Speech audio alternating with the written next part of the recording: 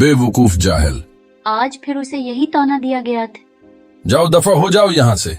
ने चचा के मुन्ना से ये अल्फाज सुनकर नईम का दिल चाहा कि वो फूट फूट कर रो दे, लेकिन उसने जब्त किया और बाहर चला गया। आज गलती से एक गमला टूट गया था, बस इतनी सी बात पर उसे जली कट्टी सुनने को मिली। बदकिस्मती से उसके वालिदीन एक हादसे में उसे रोता छोड़ गए। 13 बरस का नईम इस सदमे से हवास खो बैठा। नईम के चचा ने उसे वक्ती तौर पर सहारा दिया, मगर कुछ अरसे बाद चची उससे नौकरों से भी बदतर सलूक करने लगी। हर रोज की डांट डिपट से वो तंग आ गया था। आज उसने घर छोड़ने का फैसला कर लिया था। उसका कोई ठिकाना नहीं था। उसके वालिदैन का घर भी धोखे से चचा ने कब्जे में ले लिया था। बगैर किसी मंजिल के वो मुसलसल चलता रहा। चलते चलते एक जगह वो बेहोश हो गया। 20 साल बीत चुके थे। इस दौरान चचा का कारोबार पूरी तरह से तबाह व बर्बाद हो चुका था। इनका इकलौता लड़का अदनान एक हफ्ते से लापता था। चचा और चची ने हर जत्न कर लिया, लेकिन बेटे का कुछ पता न चल सका। आज चचा अपनी अहलिया के बेहद इसरार पर पुलिस थाने पहुंचे थे। अस्सलाम वालेकुम इंस्पेक्टर साहब। वालेकुम अस्सलाम, कहिए क्या मसला है?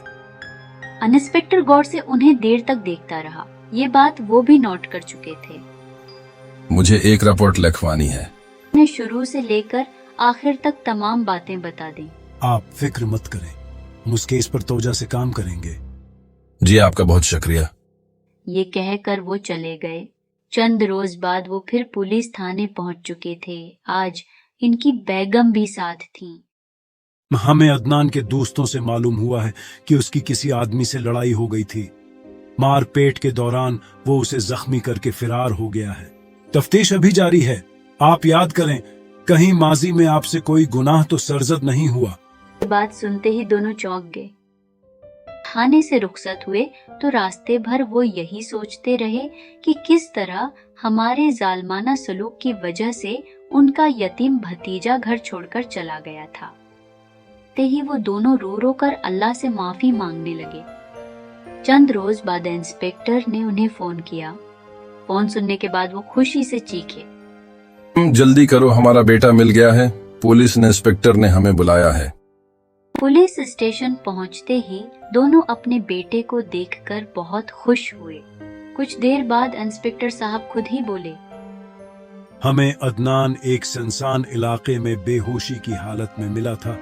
हम उसके एक साथी को भी गिरफ्तार कर चुके हैं। इससे पता चला कि जिस शख्स से अदनान का झगड़ा हुआ था वो असल में मंशियात का इस्म गलर था। या अल्लाह, तेरा शुक्र है कि मेरा बेटा सही सलामत है। लगता है आपने अपनी गलतियों की माफी मांग ली है और उस यतीम बच्चे ने भी आपको माफ कर दिया है। क्या? वो दोनों बुरी तरह चौंके।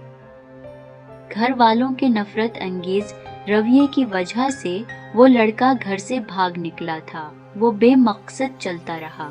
इसका आसपास कोई ठिकाना ही नहीं था।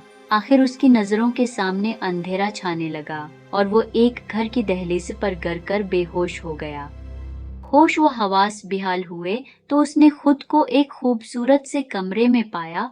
उसके करीब 2 अजनबी मर्द औरत बैठे हुए थे। वो दोनों मियाँ बीवी थे। इन दोनों ने बड़ी मोहब्बत से बच्चे को देखा और उसकी देखभाल करने का फैसला किया। फिर उन्होंने उसे अपना बेटा बना लिया। उसे आली तालीम दिलाकर पुलिस इंस्पेक्टर बना दिया। आज वो आपके सामने खड़ा है चचा जान। बेटा नईम।